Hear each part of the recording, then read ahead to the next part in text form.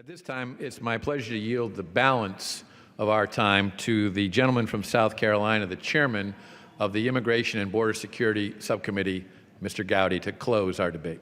The gentleman from South Carolina is recognized to close. Thank you, Mr. Speaker, and I want to thank Chairman Goodlatte for his leadership on this and so many other issues of significance on the Judiciary Committee. His steady hand and brilliant legal mind are without equal on our committee. Mr. Speaker, I also want to thank the family of Kate Steinle for the grace that they have shown during this time of unspeakable grief. Burying a child, Mr. Speaker, is what each of us who has ever been called mom or dad fears the most. After Trayvon Martin was killed, the president said that could have been my son, Mr. Speaker. And when I see a picture of a beautiful Kate Steinle smiling, that could have been any of our daughters. And it still can be, because what happened to her, Mr. Speaker, can and will happen again if we do not get serious about enforcing the law. Juan Francisco Lopez Sanchez, Mr. Speaker, had a quarter-century's worth of lawlessness. Dating back to 1991, he committed local, state, and federal crimes. He was in 5 separate states, I hasten to add, Mr. Speaker. He was deported 5 times, and each time had so little regard for the law of this country that he re-entered that border that we are supposed to have functional control over.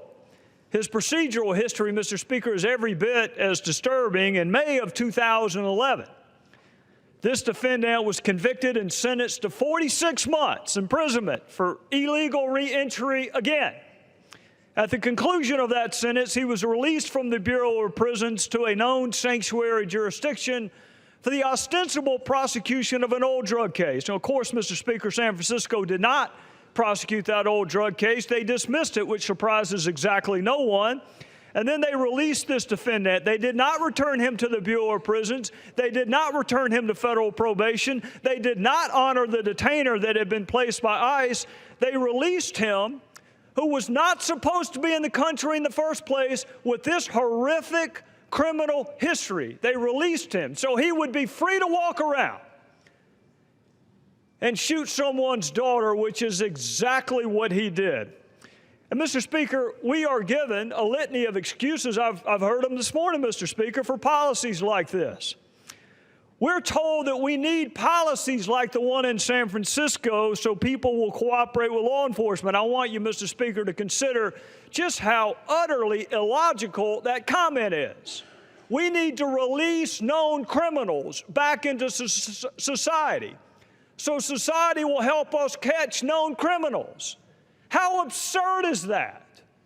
That we're going to release people that should be deported, that are recidivist felons, so other people will help us catch those who should be deported and are recidivist felons.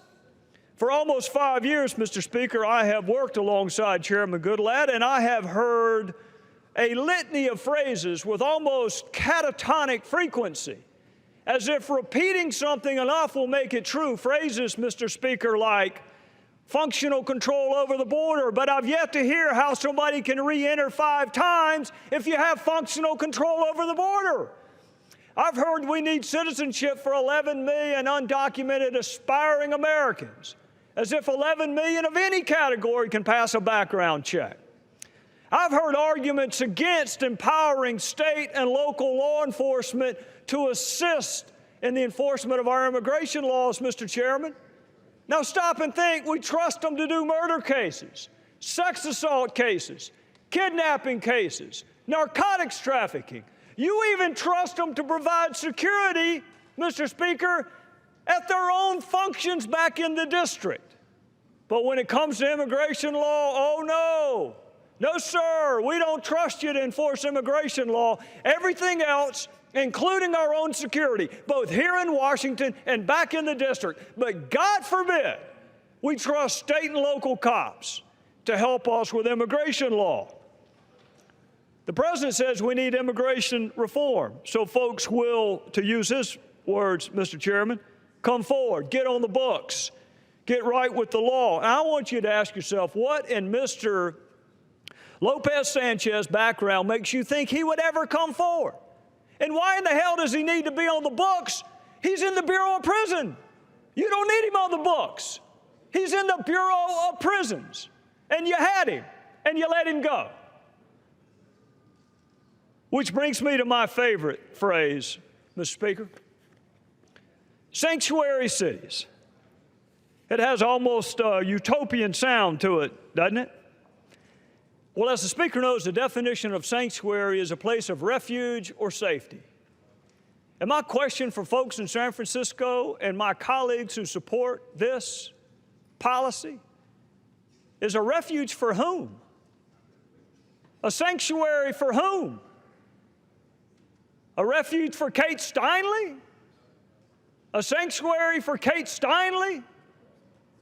Or a refuge for a convicted felon with a 25-year-long criminal history? So the phrase sounds benign, but it was no sanctuary for her. It may have been for him, but it sure as hell wasn't for her. Mr. Speaker, my message to San Francisco would be simple. You won't honor our detainers, we won't honor your warrants.